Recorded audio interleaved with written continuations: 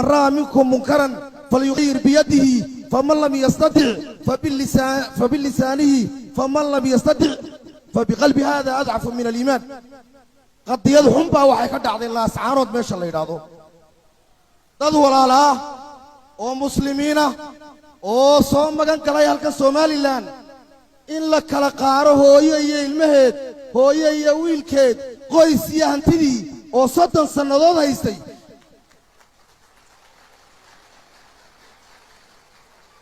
meelay dawladnimada ka soo gashaan uma garanayo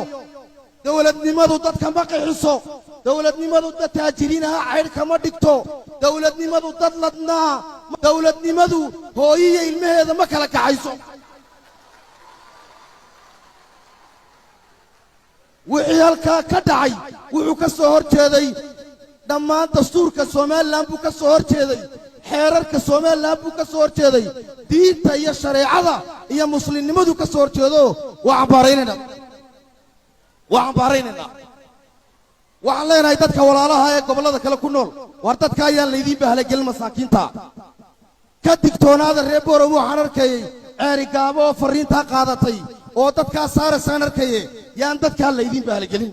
dadkaasi waa masaakiin guryahoogii dhibaato ka soo saartay ilaahayna man baata shabcaana wajaara jay'u ila jambi hadii ka warnaado dheregsan jaarkaaga ay ku gaajoodaan oo dad caruurtaadiya maatidaadiya laga kaxeeyo magaalada oo goraya cawl iyo jidka ay ku mulaan waa la idin weydiin doonaa waxaan idin sheegayaa magangeliyadu waa shay weyn ninka magantiisa laga